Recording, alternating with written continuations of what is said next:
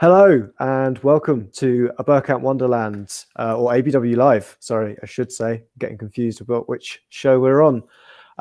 This is the post Olympiakos game. Nice 1-0 way for us. And someone has left his YouTube on, so he's hearing himself and confusing himself as well. It's proper amateur hour on here. I'm here meant to show off to the rest of the boys that, I can be a stable pair of hands at some point. But sorry, Danny, it's not good. It's just you, maybe Jason. Talking about the two boys that joined me.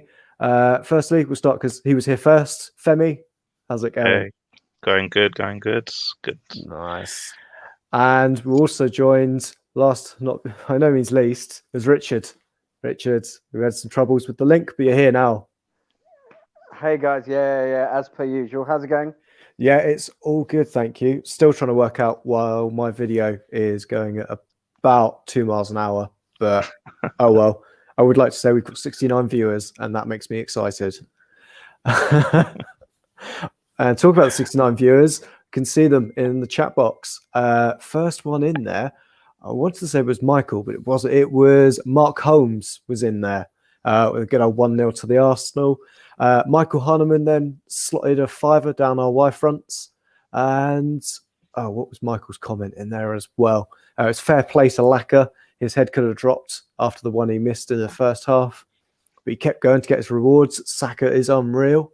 I think we'll get into Saka's performance second. Some guy called Danny the GFP is in there, and J-Rob as well has stuck 2 cents down our Y fronts. Well, let's get into the game, and we'll start about the lineups. Femi, what did you reckon to the lineups? A couple of interesting selections in there. Yeah, it was a bit. I got it on my phone. I was like, I was trying to work out what formation we were going to play, but I kind of figured we would play four at the back because he literally has played the same formation to keep the side settled since he's come in. Sokratis on the right side was a bit of a surprise because I had Mustafi down to play right back, to be fair.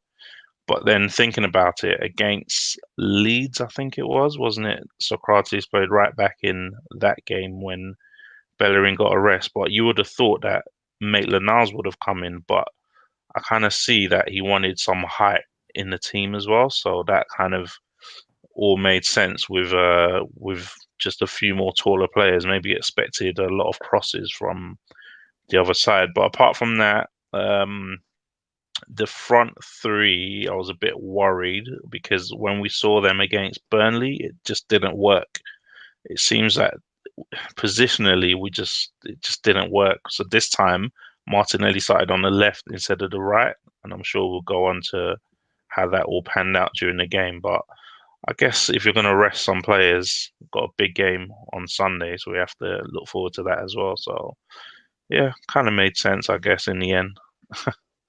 Yeah, Richard, what did you make to Leno coming in as well? Well, I suppose coming in rather than Martinez not replacing him.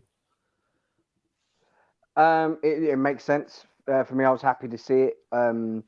This is probably more of a not a sure thing, but more of a viable way to get into the Champions League than the Premier League. So it would make sense to start with your best goalkeeper. So yeah, I was more than happy for Leno to come in. I felt a little bit sorry for Martinez because I think he's done really well. I think it was like in the Frankfurt game, he was really good and stuff like that. His shot stopping has been pretty decent. But I think it makes sense. We're in the business end now. We need to get we've got an outside chance in the Premier League, but a much better chance in the Europa League to get into that Champions League. So I was happy to see it. Yeah, excellent. Let's get into the game. So I got my new notebook. It's not a Brighton and Hove Albion one. Now that anybody's looking on camera, I think most of my comments mainly were how well Olympiakos kind of started, Femi, especially that little midget Valbuena. Yeah. They clearly had a plan, which was to target our right side and ping crosses towards Saka on the left side. that was clearly their plans, and it kind of worked, didn't it? Because I think Saka, if you watch him, he usually starts games like really, really slowly, especially defensively, and then he builds into the game. So I think the first chance that they had, the Leno save, we kind of got lucky there because he did push it right into the path of a player. That could have gone anywhere, to be honest. And then the second chance, the back post header, another chance that should have been put away. And at that point, you're watching the game, you're thinking, wow, we're going to be in for, a hell of a night, another Burnley maybe from a couple of weeks ago type of game. But yeah, we settled into the game, I guess, eventually. Yeah, Rich, what do you reckon to that first chance we had? I think after 7 minutes, trying to work out who actually missed it. Oh, well, we can say Lacazette missed it because that's a given, right? But the Martinelli chance. Is that the one where there was like really nice interplay between them all? Lacazette played in Martinelli and it looked like it was going out and he stopped it. Yes, the one. I couldn't believe it. Like, my head was in my hands in that one. I thought that, after breaking his duck against Newcastle, I thought maybe he's got that, that thing off his back and he can, he might go forward and stuff like that. And I was like, oh, this is such a chance that he used to stick away with his eyes closed. You could see that he's still affected. His confidence isn't up there, kind of thing. Because he should have stuck that away very, very easily. I was quite shocked that he missed that. And I thought to myself, when that didn't go in, I thought, oh no, is it going to be one of those games, where it's just nothing's falling right for us? Because up to that, it was quite bitty. Like I said to you guys before we started, I missed the first 3 minutes. So I think I walked into the game where I think with their headed chance. And I saw my Twitter going, what is going on? Thank God for Leno. And I was like, oh no. And I said that when Lacazette missed that chance, I went, is it that game? Are we back in this place? But to be fair, when you looked at that chance as well, they showed it on the halftime highlights. If Martinelli had gone down, he probably would have got a penalty there because the guy, as he was stopping the ball from going out, came sliding all the way in. So, I mean, if he had gone down there, we would have definitely got a penalty. Or probably not, knowing our luck. The guy hold up his... You see the defender kind of hold up his hand before he's even finished the slide because he knew he'd fucked up. Excuse my language. Yeah, it's the standard issue of oh yeah, it's definitely not a foul if I put my hands up kind of thing there. We're going into the further of the rest half. Yeah, we're struggling to kind of get into the game. But Femi Guendouzi, he's getting on the receiving end of a lot of challenges. Do you think they were kind of targeting him early on because he was on the floor pretty often? I think there was only, to be fair, there was one that looked like he was injured, which was the one that he took a kick and then tried to carry on and fell down. But he does attract. I mean, I think it's the way he plays, isn't it? He does hold on to the ball to attract a lot of physical contact. And if he gets any sort of physical contact, he is down on the ground, thumping the ground, isn't he? So he does annoy fans. You could hear the fans visibly, or you could hear them just getting really upset with him. So I think it's just a part of his game, isn't it? The way he holds onto the ball, the way he likes to attract players and then spin them. But if he gets any sort of touch, he will let the referee know. So they got a couple of yellow cards from fouls from him, which was quite surprising that the referee was dishing out yellows that freely against a home team. It's not usually like that. Yeah, it was kind of surprising how not aggressive, fair, should we go with, the referee was to us generally, with the number of yellow cards you say that were coming out from them, because we certainly got ones when we deserved them. Well, yeah, we got away with a few as well, to be fair, tonight. It's not usual, but yeah, we could have had Ceballos should have had a yellow at one point as well. So I think there was pullback. Yeah. I think Mustafi got away with a couple as well, didn't he? With some that we've seen given against him, but you go, that's a fine tackle, that one. 20 minutes This into might the sound half. like a weird, Yeah. Sorry, Josh. This That's might all right. sound like a weird thing. Did anyone else feel this? I thought that the pitch seemed massive, and that sounds really, really weird. But there was like gaps all over the pitch. Is that pitch like I don't normally watch Olympiakos and stuff like that. Is it pitch normally? Is it considered a big pitch? Because it seemed like we had massive gaps between each other. I think it was the camera angle rather than anything else. Kind of seemed more. I don't want to say more aerial because all of them are aerial shots, but you know what I mean? It was more over the pitch than normal. You kind of see it from a different angle. You know, like the Liverpool one for a couple of seasons was basically being shot by the Hubble telescope. It was that far up. But I think in terms of the space, I think we were just really compact. I think that's one of the changes we kind of seen under Arteta, that we're just a lot more compact, a lot narrower. We don't need to be as expansive in the wings when we don't need to be, especially defensively. And that's where our defensive game has come on hugely. But I don't know, Femi, did you feel like there were gaps across the field more than normal? I think the beginning of the first half, first 20 minutes, it seemed like we were just all over the place, to be honest, in terms of gaps.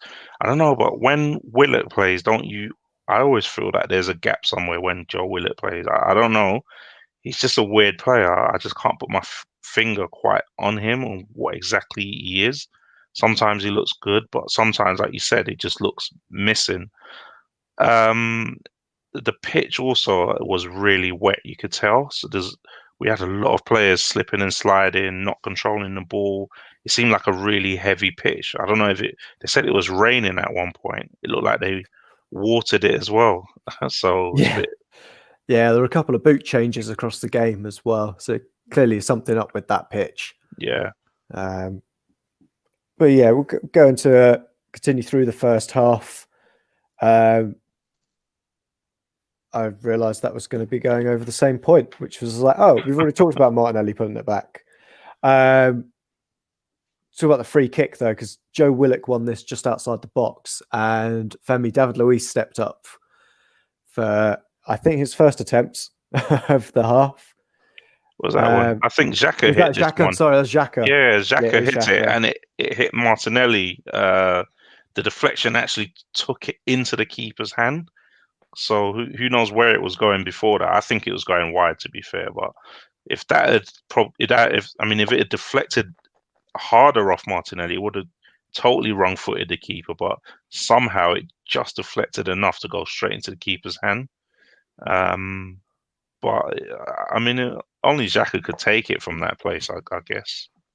See, that's the thing. I wondered why, Richard, to your point on did it look more open? I thought we were getting a different camera angle from the angle we were kind of at. I could kind of see David Luiz hitting one of those kind of like banana kicks just around the wall. It looked like that kind of thing was on. What did you think of the free kick? Did you think anyone else could have stepped up? I thought it was a couple of yards too close to goal for David Luiz, just to get that up and down. That way that is it called a knuckleball, where where he hits into the ball, and it goes up and then down. I think it was a little bit too close, and I think it was right for a left footer. I think it was just a little bit too wide. But yeah, it was one of those things. Like I say, that deflection could have gone anywhere. Luckily for them, the keeper was just about to leave his left foot. But he was able to. It was a little bit too. Had he gone like a fraction of a second earlier, it would have been a goal. But he was able to go back onto his other foot, which is a bit of a shame. Yeah. What did you reckon to the rest of the first half, Femi? Because that's really where my notes kind of end on that first half. And it's bad when it's after 27 minutes. To be fair, you know what? I prefer a game like that away from home. To be honest, I thought. I was saying to myself, okay, this is a lot more controlled in terms of the second half of this first half, I would say. We controlled the game, we controlled the ball, we weren't getting caught on the break. We restricted them to basically nothing in terms of chances. And if you're going to, go away from home, it's better to play like that. We're going to have, a lot of tough away. I think sometimes it's better to have a quiet, time in in a game away from home. I still have nightmares about Watford away, where we were just constantly peppered and peppered and peppered. So it's good to have no notes. It's better to be quiet, I guess, and try and do something later on, like we did. Yeah. So, yeah, do you have anything on that as well, Richard? On the first half? Well, we grew into the game. It was, let's say, after a frenetic kind of opening 5 minutes, we did slow the pace down, try to quiet the crowd down, and you could see what they were trying to do. It hurt us a little bit, I think, not having a more adventurous right back. I think that went going back to like I don't want to go back to the sound like too tough, but like when I saw Sokratis on the pitch on right back, I was like, okay, and I think that's why he didn't start with Pepe, because Pepe's not defensively minded, and at least Aubameyang will give you some sort of running backwards and some slight protection kind of thing. But I think that's one of those gaps that I was talking about earlier. The gap between Sokratis and Aubameyang was huge. So like we had there was like no overlapping. There was no going in and making an extra number into midfield. There was he basically played as a centre back at right back. And I think because of that, most of our attacks were then centered towards the left-hand side, and they were able to load that side of the pitch and kind of nullify Martinelli and Saka for the most part. But we managed to, let's say, grow into the game, and it got better as the half wore on. If that made any sense from my watching. Don't worry, it did. I was just busy jumping through my computer's various different settings to work out what's going on with my internet, because something's draining it and I can't find out what it is. But chat box, that's enough about me. We're at half time. So I've got to do the bit that I think of all the ABW hosts, I'm the worst at. I don't know if the panel would agree, because you've been on the receiving end of it. Does this, get you into the mood, Rich, Femi? This is always the fun bit. This bit. I take it you're gonna look and see how many likes we've got. Is that what you're about to do? I'm gonna go and oh god, as one of my good friends said earlier when describing Guendouzi, he's all balls and no dick. It's a bit like the chat box. There's 150 of you in there now, and only 40 thumbs up. And 0 thumbs down as well. It's ridiculous. What's going on? Source it out. And we might continue doing this. If not, one of us will throw our toys out the pram and that'll be it, So 100 likes would be good. That's, less than 2/3 of you going, fuck it, go on. I'll pity this twat. Let's give him a like. And I'll try and move on to the second half and maybe get my camera back, because I feel like seeing what it looks like now. But as Loki has said, probably my t-shirt. So second half. Oh, the first thing that happens in the second half. Should we talk about Lacazette going down in the box, Femi? About 48 minutes in. Oh, yes. Is he looking for it? Or is it a dive? Is it a challenge? I don't really know. I thought it was a penalty when I first saw it in real time. And that's why when you're through on goal, I don't understand what he was doing. He's had a lot of these moments where he's through on goal and then he just does nothing basically, and then he just threw himself to the ground. No way was he going to get a penalty for that. He had so much time, and he just seemed to. That's what I said. If it was something wrong with the pitch or something, it just seemed like he was running with lead boots or something. He just slowed down, and you just thought, like you said, you thought, it's going to be one of these games, isn't it? And he just, I don't know, Lacazette, Aubameyang, they had a terrible 25 minutes when we came out from the break. Between the two of them, I couldn't work out who was worse, to be honest with you. But I think, sorry to cut, and I think that's that confidence thing I was talking about earlier with Lacazette. I think a Lacazette, full of confidence, on top of his game, would have just put his left foot through that and just walloped it into the back of the net. But he's kind of in his head too much, and he's thinking about it too much. Like I say, I think he had too much time to make a decision on what to kind of do, and I think he tried to buy a penalty, which was the wrong thing to. I thought he was going to do. I thought he was going to try and cut it back, like faint shot, and try and cut it back onto his right foot, and either get taken out by the player or he's free and he can take a shot. But he kind of did nothing. He kind of did like a weird step over and just bundled into the dude. It was very strange. Yeah, it's like he didn't get that move he was trying to do complete. He didn't get it right to then kind of draw that contact. But yeah, I think you're absolutely spot on that a fit and firing Lacazette smashes that with his left and doesn't even think about it. Even if it's, just tries to get something on target. But we have seen we tried to pull back for, across the face of goal, coming cut back FC again. I think Archie in the chat box said Laka had a Giroud game. I think that's a perfect summing up of his performance, to be honest. He had a Giroud performance. That's exactly the type of performance Giroud would give, to be honest with you. Yeah, absolutely. It's one of those. He had a goal scoring record like Giroud as well, hasn't he, for the past couple of months? So 50 minutes. I have got the right free kick this time. Luiz hits it. I've got it into row A, seat 900. That's the opposite of row Z, because that just went so far wide. It was basically a corner. Sorry, not a corner. A throw in. But how do you feel about David Luiz taking free kicks, Femi? He hasn't scored one. I don't even know if he's hit the target with one, to be honest with you, since he's been at Arsenal.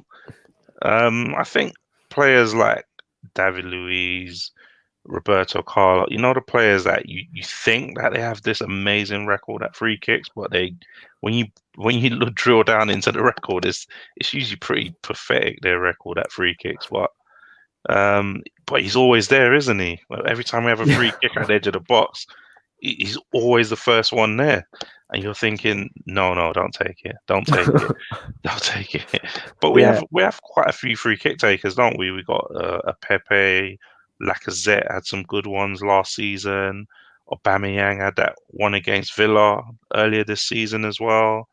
So we've got quite a few players that seem, but then the two players that always line up for it but never seem to score is Xhaka and David Luiz. Yeah, Xhaka was the one I was thinking about against Crystal Palace, but that was the last time I can think he scored one. Last season, that was a decent free kick from him. But as you say, it's a bit like Coutinho's goal scoring record. You're like, oh yeah, he scored 10 goals last season. They're all from like 40 yards out. And then you look at it and he's taken 170 shots. You're like, yeah, probably not worth it in that regard.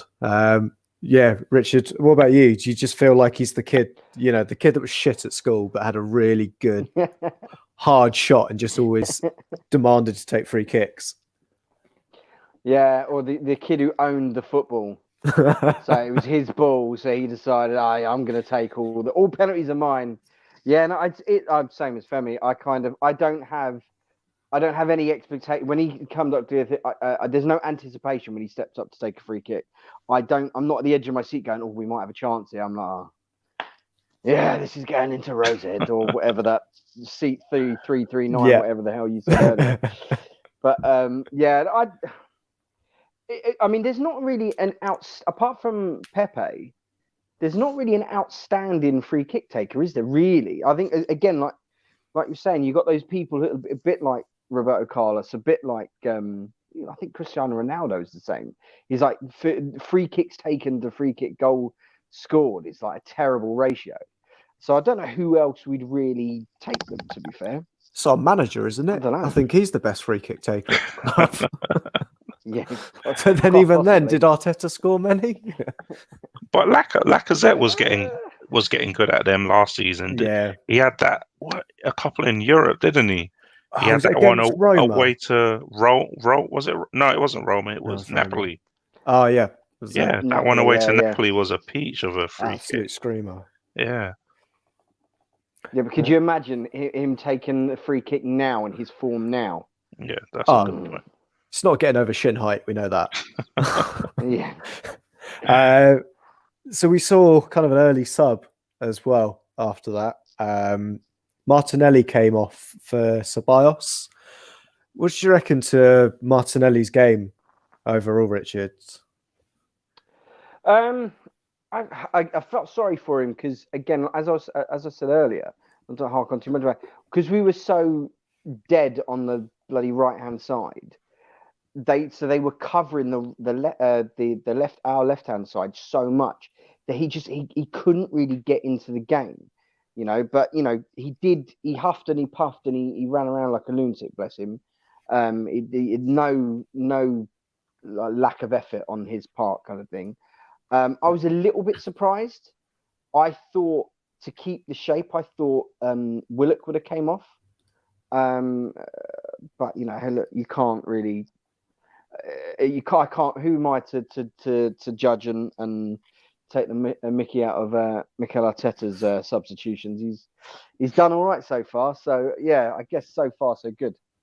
Yeah, Femi, I was a bit shocked. Yeah, so Femi, what did you reckon to Willock going out onto the wing? And yeah, Ceballos, and Ceballos coming on in general, because I didn't think that was the sub for us at that time. If we're being honest with ourselves, the substitution for the next, I would say probably 15, 20 minutes until we scored, I thought that was the worst we played, because at that point, Aubameyang was just struggling on the right. Everything he did was just terrible. He was kicking the ball out of play, giving the ball to them. He was not tracking back properly. He was shirking responsibility. And then what happened then was Willock was just having a nightmare on the other side. So we were basically just getting attacked from both sides with both of our covering wingers just having an absolute nightmare, to be honest with you. And Ceballos came on and he just didn't seem to get up to the speed of the game as well. So our whole midfield was just disintegrated, and I think they just smelt blood at that point, to be honest with you. Yeah, because we had some chances after that, but yeah, as you say, Leno. Should we talk about Leno's save as well, Femi? That one about 71 minutes. Yes, the one that was then offside, wasn't it? Yeah. I was insane. Yeah. To be honest, if you really look at it, he's been our player of the season. Let's be honest.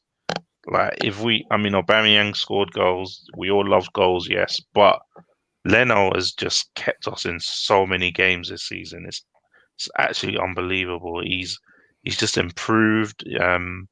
He surprised me, to be honest, because when we signed him, there was so many mixed reports, but he just seems to be getting better, doesn't he? With each game, with each year. So hopefully we can tie him down and not get into any contractual nonsense with him and that he has to leave, and he can be a good keeper for us for years to come, to be honest with you. Definitely was man of the match tonight as well. Yeah, he's one of those. What happened with the save? Because I didn't see it. I didn't see the game. The app went mental. What happened? What was it? It was a free kick, wasn't it? I think it was a free kick. Yeah. One of the many free kicks we started giving away at the edge of the box, and I think it was a player sliding in, and it was a point blank save.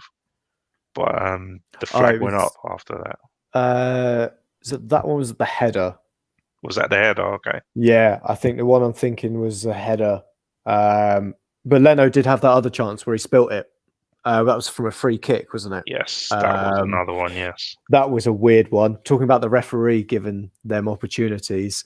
The one where the guy kicked the ground and got a free kick for it. Lacazette's absolutely mental. But I think it was from that, maybe? I can't remember. That was the second one, yeah. That was one where he spilled it. Yeah, he spilled it, but that was still another great save. But he's one of those goalkeepers that's like no flair. Yeah. It's a bit like layman who He's you the know, sort of aside from, he's the anti what's that Everton keeper's name? The England Pickford. keeper. He's the anti Pickford, isn't he? Yeah. Yeah, definitely. It's just like no flair to his game whatsoever. He's just a consistent. He'll give you like a 7.5, 8 out of 10 every game. Although we have been seeing a bit more from him than that this season. But I'd go behind that as well with player of the season for us so far. But we got our kind of wish as well, Rich. We saw Willock come off and Pepe come on, Aubameyang out to the left. What do you reckon to Pepe coming on so kind of late in the game, really? Well, I could see why he didn't start, because the first thing he did was he gave the ball away and then didn't track the runner. So like I could see why he didn't start, because then Sokratis was on his Todd, bless him, and he's not exactly the quickest player in the bunch. But what it gave us, especially on the break, it gave us genuine threat kind of thing. And it also allowed Aubameyang to go onto the left hand side, which I think he seems a bit more comfortable with. And then again, it gave more of an outlet either side, rather than just having everything go down one avenue, if that makes any sense. It just opens up the game a lot more. So yeah, I was glad he came on. I think we needed to do something, because, like I said, that we were starting to give away bitty fouls, and they were starting to maybe grow stronger into the game. So we needed to do something to change it. So I was glad when he came on. Yeah, Femi, what did you reckon? Because we finally, as you say, we got Willock off. Yes.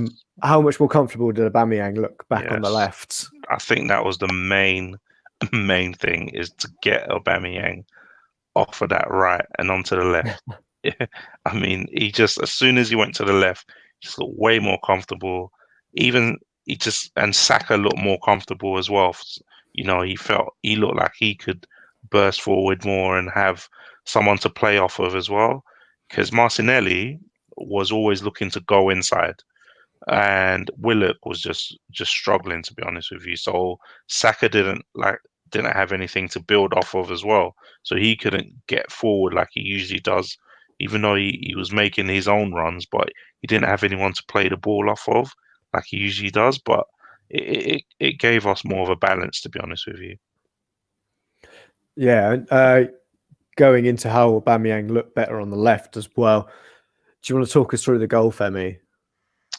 Oh man, unfortunately, my phone alerted me of the goal before BT had caught up. So I was like, they were in our box. We were in our box, weren't we? And I was like, oh, yeah, are they going to score it now? And then the next thing, I'm getting an alert on my phone, and I'm thinking, oh, we've let in a goal here, haven't we? So Lacazette scored. Mustafi with a ball, wasn't it? It was I was at the game on against Newcastle on Sunday. Mustafi was pinging those balls around, but every single one of them was going out of play on Sunday. Today, he's pinged one. Let's be honest, it should have gone out of play. It wasn't a great pass. Great control from Oba. And as soon as he faced up to his guy, you knew, okay, he's more comfortable. Gives a great pass to Saka, the composure, the awareness, it was like a different pass than he gave on Sunday. So he doesn't cross the ball, does he? He passes the ball in. It's like just a lovely pass, takes out all the defenders, and all Lacazette had to do was stay onside. Easy tap in, to be honest with you. Even he couldn't miss that. But no, Saka's part in that, excellent. What a player he is. Need to get him tied down to that contract as soon. I don't want to hear about this contract anymore. He's an 18-year-old, been at Arsenal since 8 years old. Just get that sorted. He's got such a bright future, to be honest with you. Yeah, I completely agree. And I think it's one of those that are almost looking for a negative story in Arsenal at the moment. And that seems to be the one that, oh, by the way, do you know one of your youngsters who can't go anywhere anyway at the moment? Because, you know, it's not like he can sign with anyone because he's under 22. So there's no Bosman ruling. So, let's try and get something to get the Arsenal fans fired up. So, yeah, Saka's contract running down, I think, is one of them. But, Richard, what did you reckon to that whole piece of movement as well with Lacazette? Well, it was fantastic. It was that doesn't happen on the right-hand side because Sokratis just wasn't overlapping. He had no help, Aubameyang, on the right-hand side. Like I said, I know he looked a lot more comfortable on that left-hand side, but it's because he had that other player near him and helping him out, overlapping. It was a great pick out from Saka. It was a real intelligent ball, and also like I'm going to give Lacazette the credit. He could have become a magnet and gone across the defenders and across the goalkeeper to try and meet the ball, but he made the run away from it. It was an intelligent run to make. Like it's a goal scorer's run kind of thing that not a lot of strikers know. Well, not a lot of strikers know how to do, but that strikers inertly know how to do. So I'm going to give him a little bit of credit for that. Although it was, like I say, an easy tap in, he had to make the run and be there, kind of thing. But yeah, it was fantastic. Like I got the same with Femi. I got a little notification come up on my phone. I need to bloody delete it or something like that, saying, the Arsenal scored. And I was like, huh? Hang on a second. Mustafi's got it in our box. What the hell's going on? So it kind of diluted my enthusiasm when the goal went in. But I could still appreciate it, though. It was fantastic bit of play. Yeah, I've had to start getting into the habit of turning my phone over so I don't see it lighting up with all the different WhatsApp notifications with people watching it in different speeds. And then you have someone. I was streaming the game to my TV. Yeah. So on the TV, it came in like massive Arsenal goal. And I was like, oh, you bastards. Oh, dear. Right. We're coming towards the end of the game. So chat box, if you've got any questions, stick them in the box and we might answer them. We might not. Depends on when I want to go to bed, to be honest. And that answer was about 10 o'clock. But yeah, pop something in the box and we'll definitely get into them and answer them. But for the meantime, we shall go through the rest of the game. 84 minutes in, we get another big chance. I'm livid about this. With a 5v2 situation, Xhaka's got the ball. Richard, do you want to talk us through what happens next from this? Because I'm screaming, pass it to Lacazette. Yeah, well, it was Xhaka's pass. He should have slipped him in earlier. I mean, it was an okay ball to play, but he played it behind Aubameyang. So then, is this what you're talking about? Then Aubameyang then slips into Lacazette. Yeah, so then Aubameyang's got a very difficult pass to make because again it's behind him, so he's kind of got to dig it out and dig it to Lacazette, who again it's now like slowed up. I actually thought, and I wanted to watch it again, but the Greek television didn't really do a replay. I thought that the defender got a block in and made the shot deflect towards the goalkeeper because I thought it was a very good save. But it was just, I was screaming at the TV because I was like, I could see when you can see what's happening and you can see, because you can see the whole picture and you're like, slide it in now, shit pass.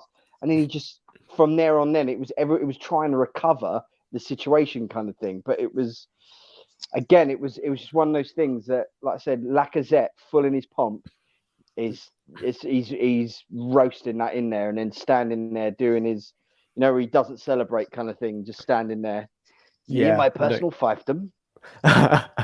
Absolutely. I know what you mean. Femi, did you have the same kind of thing? Because I saw it when Lacazette was basically splitting those two defenders, centre backs, coming down with that run, and Xhaka's still got it in our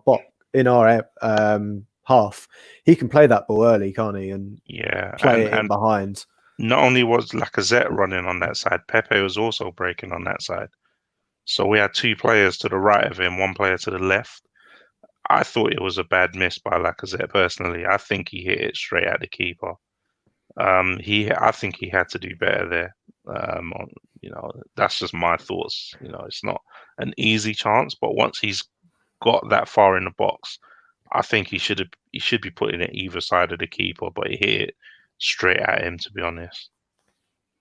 Yeah, it was hard because it went straight into his feet. It didn't because of Aubameyang was playing it from behind, but from behind him, he was having to dig the ball out from behind him. It didn't go into Lacazette's path, so he wasn't able to run onto the ball and get a clean strike on it. He had to dig. The ball went straight to his feet where he was standing, so he had to kind of dig the ball out of his feet and then take the shot, which allowed the Olympiakos defender to get close to him. And I really want to see it again, kind of thing, because I'm fairly certain that the defender got a touch on it. Yeah, I'm not sure if it was a touch, but yeah, as you say, it was like the keeper, he just had to get his body behind it, didn't he? It was a couple of steps to the left or the right of where his starting position was anyway. It was not a taxing save for him by any stretch of the imagination. But from that resulting corner, we had another chance. Papa hitting the bar. And then how close was Mustafi with that follow-up header? Or how bad a miss was it? Because I never got a replay with it. But was it an open goal? It wasn't an open goal, but he just wasn't. He didn't really, throw himself at the header. I think he's come down. That's where he got injured as well as he's landed. Sokratis didn't get a clean header either. It seemed to come off of his shoulder as well. Came off of his shoulder, and he was injured at that point as well. So maybe he couldn't even jump probably because he had gone down with cramp about a couple of minutes before that, and obviously had to make the run down the other end to head the ball to hit his shoulder. He's come down with cramp. Mustafi's gone down holding his ankle, and you're thinking we've got 9 men here. Yeah, it's absolutely mad when they started dropping like flies. I think Sokratis wasn't going to, finish the game if everybody in the stadium hadn't kind of stretched out his hamstring for him, because he was going down constantly for that cramp. But did you notice that when he was getting taken off by the physio, our physio was trying to call him to go off on the right side of the pitch because he's playing right back, but he's gone off where Arteta is to the left side of it. So now he's got to wait for the ref to wave him back on and make a trek all the way to the other side of the pitch. It's really weird. Yeah, I saw because they made sure Mustafi stayed on that side, didn't they? Instead, so that he could at least come into right back. And those are the kind of small things that I kind of like about football. Those kind of minor details that can mess up your shape, and probably would have seen under Emery. But eventually he did come off, didn't he? I don't actually know when he came off. I just assume it was the 93rd minute. 90th minute. Yeah. And we saw Maitland-Niles make a little cameo from that regard. But yeah, Richard, was you going to say on that? I don't get the Maitland-Niles thing. At first, I thought it was just Sokratis shithousery.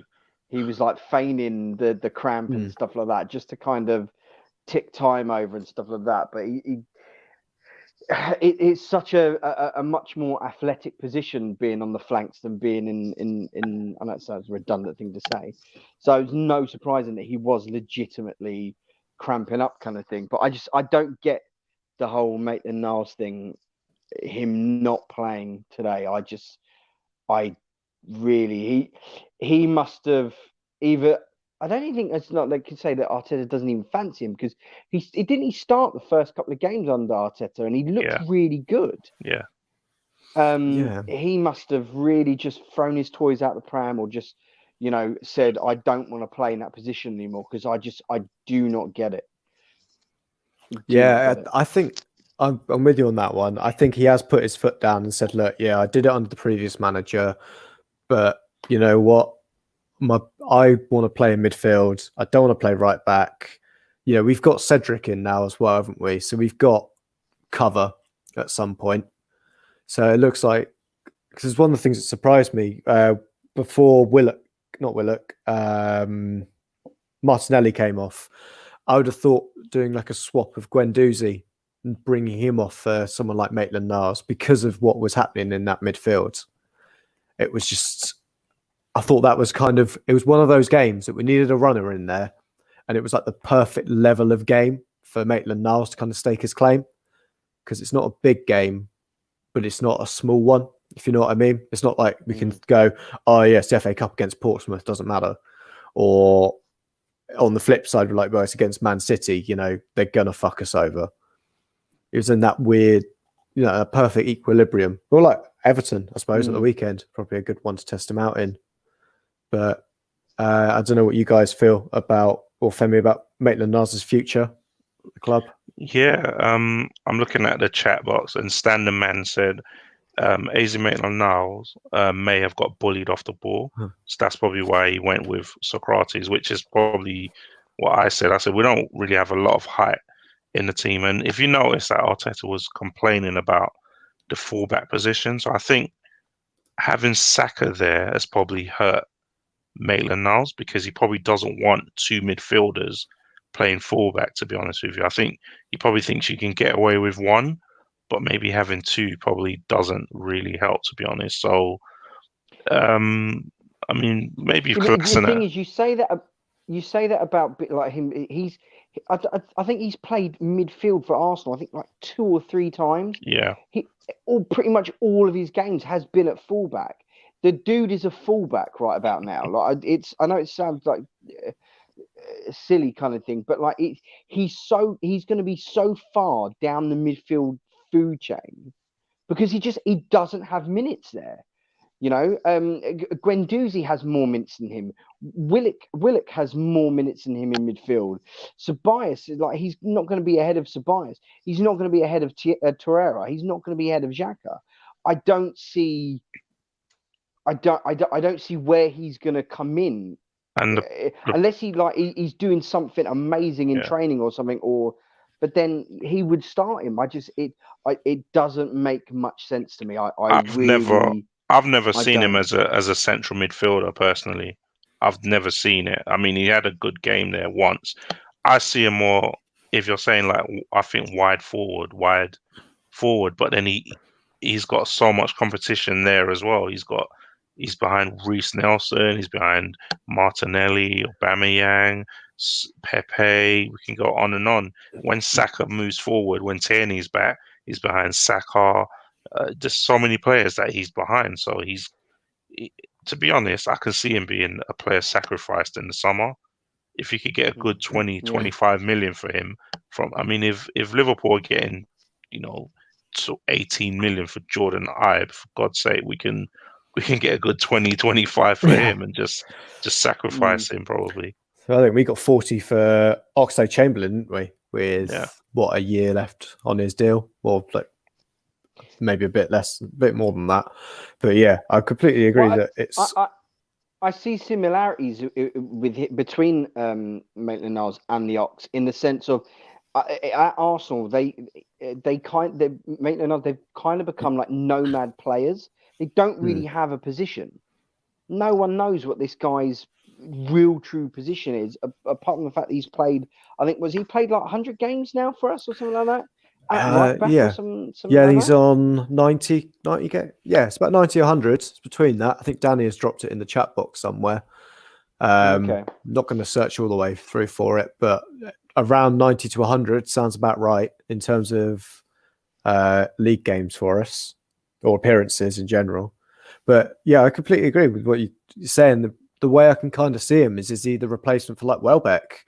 I think if you play him on the wing, of all of our wingers, he's the one you'd kind of say, yeah, he'd block up that side for us. The same way that Welbeck would do for us, and he did for United, was that he'd kind of sit there, and that marauding fullback isn't getting past him, and he'll track him all the way.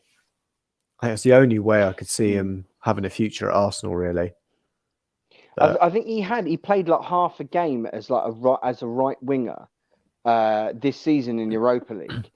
I don't know if it was under Freddie. It was under And Emery he had an taken off. Was it under Emery when the last Yeah, time? and He he had an taken off at absolute half-time. stinker. Yeah, he was rotten. But his confidence, bless him, at that point was shot to bits. Like he was really poor, even as a right back at that point. Yes, let's talk about someone who has kind of, as we've just said, has come in ahead of him as well. Saka. Should talk about that young man's performance. Femi, I think you popped in our chat box from Ceylor AFC that, you know, he's got 9 assists and 3 goals, mostly from left back at 18. Like, where do we start singing this boy's praises? I'll let you guys go for this one. Yeah. Go on, Richard. I had started already on him. He's a phenomenal talent. Not just his ability, his mental fortitude as well, kind of thing, because he really could have absolutely fallen by the wayside. You know, an underperforming side, a side that was leaking goals left, right, and centre. You know, he's 18 years old, thrown in at left back, but he's absolutely flourished. He's been absolutely fantastic. I think it helps him a little bit coming onto the ball rather than maybe playing on the shoulder kind of a little bit more. But the guy is just absolutely fantastic. We need to tie him down to a contract ASAP. And let's say it sounds redundant and you know thing, but he's just been absolutely fantastic. When he first came in, I think I said it. I was on a pod when his first game. I think I did one of the live shows. It was one of his first games at left back, and I was bricking it for him. I thought, oh God, this is going to ruin him. But he's just been absolutely fantastic, and it couldn't have happened to a nicer kid. You know, like I say, he's been at the Arsenal since what, he was like 8 or something like that. You know, he's from, let's say, he's from my neck of the woods. My mate's wife used to teach him English at high school, and from what I've heard, he was an absolute lovely dude. He's an absolute credit to the club. So yeah, I'm so pleased that we've got him, and like I say, he's going from strength to strength. Yeah, he seems to have done what Willock did a couple of seasons ago. You know, where he first came into the side and he looked like properly lightweight, and he's had like a summer where he's like bulked up a little bit, got a bit more physical, just basically gone through life. You know, he's another year older and he's still growing as a human. He's got a bit bigger and he looks to have like properly kicked on from then. Because I remember seeing him play against Blackpool, where Joe Willock got the 2 goals in the FA Cup last season, and he really looked like he was just too small, you know, too slight for the game at the moment. But I think he's really helped from having experience in front of him, and the partnership that he's built with Martinelli over the beginning half of this season has been great. You know, we've heard them in interviews saying that, you know, they'll quickly chat in training to work out how they're best gonna beat the forward line or beat the back line that they've got, and, you know, plans of who to make the runs. And I think we'll see him when Tierney comes in, or Kolasinac, whoever comes in, we'll see him move up to the left side of the attack, and it will give us an alternative to kind of bring Aubameyang into the centre. But I don't know what you guys feel about that, of whether or not we do see him long term, when everyone's coming back, for him to really push Aubameyang for that starting place on the left side of our forward line. Without a doubt, I think that's what's going to happen. I think games like today, I could see Aubameyang being the focal point up front, if that makes sense. Because the way that we played, I didn't think we needed a hold-up striker. We were breaking on them, and we had sort of runners going left and right. So I think Aubameyang can play up front. I think Saka, when Tierney gets back, I actually think Kolasinac will play on Sunday, funny enough, just to give Saka a little breather going into next week's set of games, I guess. but we shall see. But one thing that surprises me actually is when you're talking about how much he's grown, his strength. He doesn't get bounced off the ball, does he? He holds the ball as he's running forward. Players seem to bounce off of him, even how small he is. He's got like a lot of upper body strength, hasn't he? Yeah, he's got that street footballer vibe about him, doesn't he? The way that he'll kind of beat a man as well. It's a little bit like Maitland-Niles, the way that he'll kind of do that, slow the pace down, then suddenly just burst past a player. He's got that kind of casual attitude to beating players, which I think's like really helping him out with what he's doing. I think we have been going for 55 minutes now. And to be fair, we could probably talk all night, but that will leave the guys who've got to do a podcast next week fuck all to talk about if we do. So I will say, actually, firstly, to the chat box, I would say thank you, but you know what? 153 of you in there, 77 thumbs up, 1 thumbs down. Nah, not having it. Come on, let's lift them 50%. Get that up to 2/3, and I might start talking about saying thank you to you guys. But I will say thanks to Femi and Richard. Thank you very much for joining me. Thank you. Thanks for having me. Great. I will also say thanks to Michael Hahnemann and J-Rob for sliding some dollary dues into our front pocket. And there is another thing we'll talk about as well. I am not sure who's doing the Everton game. I'm not sure if Jason has said. Maybe he has. Let me quickly check. I think Jason is doing one of them. Who else is going to be on it? It won't be John because John's computer's broken. Let's have a look. Olympiakos on Thursday. No, I don't think he's sorted out Everton. So I can't help you guys. Danny might be on there. He might not be. Jason might be on there. He might not be. I can just continue going through the list of people that now do ABW shows and say they might or might not be on it, or just rule them out completely. What time is the game on Sunday? Are we a late kickoff? I want to say we're a late kickoff. See, we're really prepared for these Arsenal podcasts. We are 4:30 on 4:30 on Sunday.